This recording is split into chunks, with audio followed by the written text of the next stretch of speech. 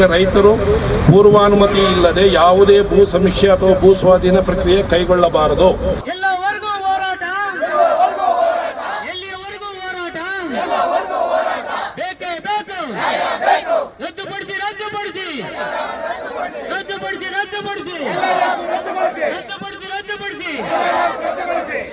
ಸರಿ, ನಾವು ಇಲ್ಲೇ ಅವರ ಹತ್ರ ಧರಣಿ ಮಾಡ್ತೀವಿ ಅಂತ ಕೊಟ್ಟಿದ್ದೀವಿ ಸರ್. ಈಗ ಇಲ್ಲಿವರೆಗೂ ನಾವು ಇಲ್ಲಿಗೆ ಬಂದ್ರೆ ನಾವು ನಮ್ಮ ಪರ್ಮಿಷನ್ ಕೊಟ್ಟಿದ್ದೀವಿ. ಈಗ ಅವ್ರು ಏನು ಮಾಡಿಲ್ಲ. ಈಗ ಆಯ್ತು, ಇನ್ಚಾರ್ಜ್ ಅವ್ರು ಹೇಳ್ತಾ ಇದ್ದಾರೆ 10 days ನಾನು ಅವಕಾಶ ಮಾಡಿಸ್ಕೊಡ್ತೀನಿ ಮೇಡಮ್ ಅಂತ. ಅಧಿಕೃತವಾಗಿ ಕೊಡಿಸ್ಬಿಡಿ. ಅಧಿಕೃತವಾಗಿ ಕೊಡಿ ಸರ್. ಲಿಖಿತವಾಗಿ ಕೊಡ್ಬೇಕು. ನಾವು ಲಿಖಿತವಾಗಿ ಕೊಟ್ಟಿದ್ದೀವಿ ಸರ್.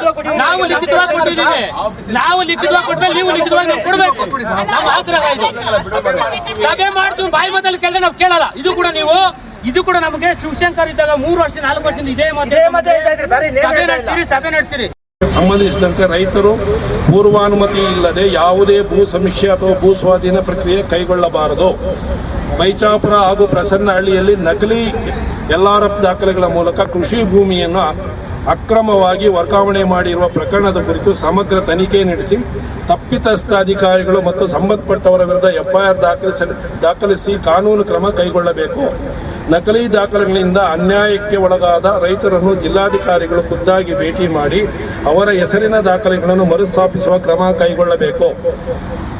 ಭಾರತೀಯ ಕಿಸಾನ್ ಸಂಘದ ರೈತ ನಿಯೋಗದೊಂದಿಗೆ ಜಿಲ್ಲಾಧಿಕಾರಿಗಳು ತುರ್ತು ಸಭೆ ನಡೆಸಿ ರೈತರ ಸಮಸ್ಯೆಗಳಿಗೆ ಪರಿಹಾರ ಕಂಡುಹಿಡಿಯಬೇಕು.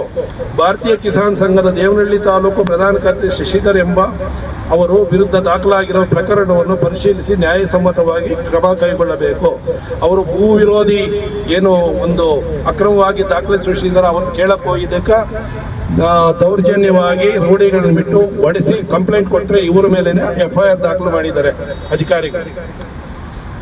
ಭಾರತೀಯ ಕಿಸಾನ್ ಸಂಘದ ಹೆಸರಿನಲ್ಲಿ ಸುಳ್ಳು ದೂರುಗಳನ್ನು ನೀಡಿರುವ ಆರೋಪಗಳ ಕುರಿತು ಸೂಕ್ತ ತನಿಖೆ ನಡೆಸಿ ತಪ್ಪಿತಸ್ಥರ ವಿರುದ್ಧ ಕಾನೂನು ಕ್ರಮ ಜರುಗಿಸಬೇಕು.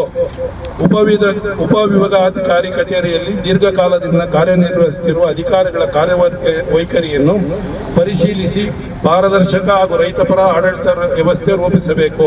ಭಾರತೀಯ ಕಿಸಾನ್ ಸಂಘವು ಸರ್ಕಾರ ಮತ್ತು ಜಿಲ್ಲಾಡಳಿತವು ರೈತರ ನ್ಯಾಯಸಮ್ಮತ ಬೇಡಿಕೆಗಳಿಗೆ ಸ್ಪಂದಿಸಿ ಸಂವಾದದ ಮೂಲಕ ಸಮಸ್ಯೆಗಳನ್ನು ಬಗೆಹರಿಸುವಂತೆ ಆಗ್ರಹಿಸುತ್ತದೆ.